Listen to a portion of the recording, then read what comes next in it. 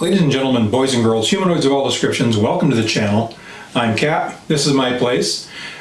It's time for this month's firearms video where we're going to talk about range theatrics, their possible origins.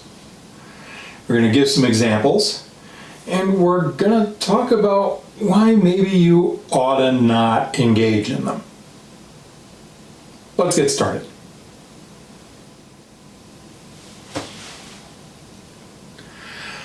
So, what are range theatrics and where do they come from? Well, this is all going to be based on opinion, but in my opinion, range theatrics come from, at some point, there was a range instructor who was a really top-notch communicator with both his verbal and nonverbal communication. He had an excellent range facility. Large, generous bays, whether they were indoor or outdoor, with an availability of props. Whether those props being movable wall sections or even vehicles. His students came in, they took a course of instruction, they went home and started teaching themselves. But when they started teaching, their communication skills weren't as good. Their range facilities weren't as good. And then their students did the same. And so the original instructor, well, that person was teaching something that was really excellent and frankly important to know and to do. This cycle took place where the original message degraded. And it became, frankly, the mess that it is. What are some examples? First of all, there's the fake scan and assess, which looks like this.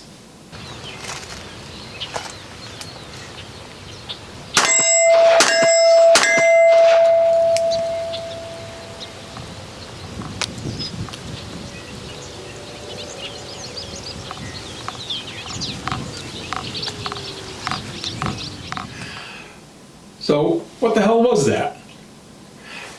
We shot a couple of shots and then we just started looking around.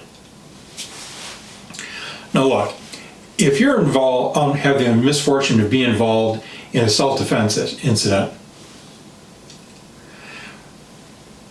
should you at some point take a look around and observe your surroundings to see if there are any other threats? Absolutely. But that original instructor probably had a range where he set things up so that a target could be presented from a place where the student couldn't know that it was there, and then the student had to engage in a new OODA loop.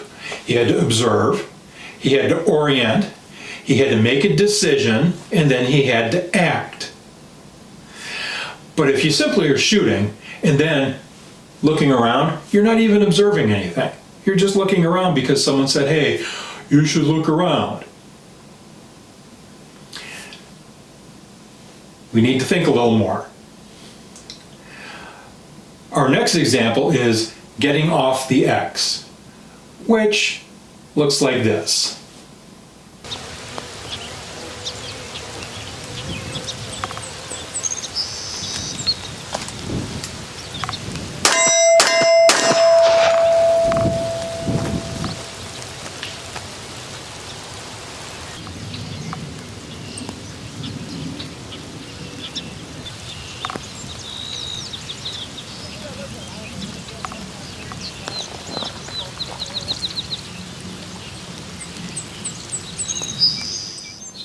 So I showed you both what we typically see when somebody does range theatrics and what we ought to be doing.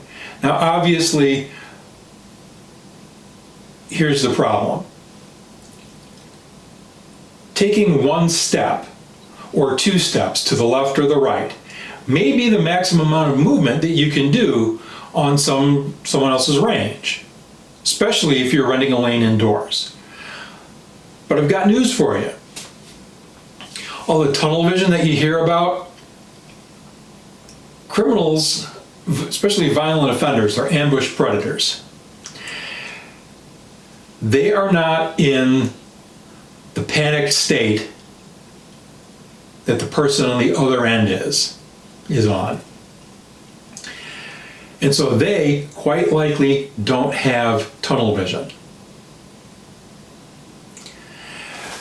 They tend to be, well, frankly, narcissistic assholes. And they, frankly, don't believe anything bad's going to happen to them. And to them, going to jail or going to prison, it's just a vacation. They're going to get 3 hots and a cot, cable TV, and a place to work out for a couple of months or 3.5 years.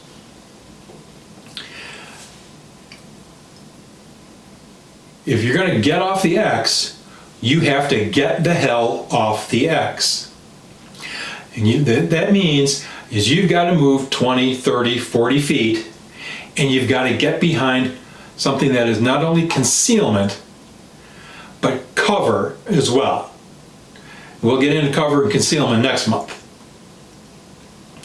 Finally, our last example today, following the target to the ground. And that's going to look like this.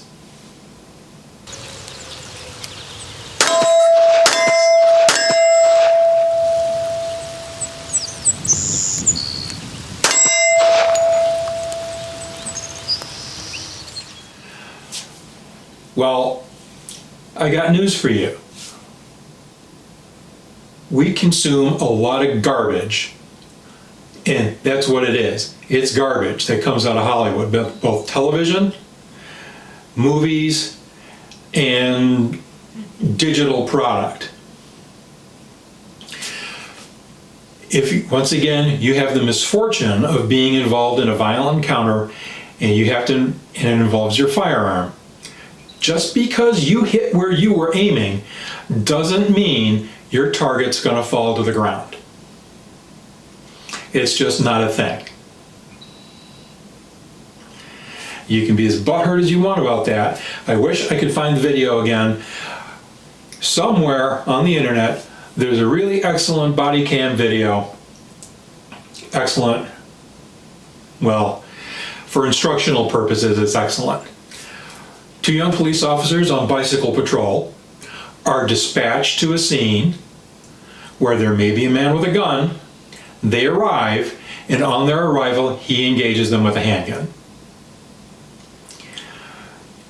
They take a good position with some concealment and some cover, because that's all that's available.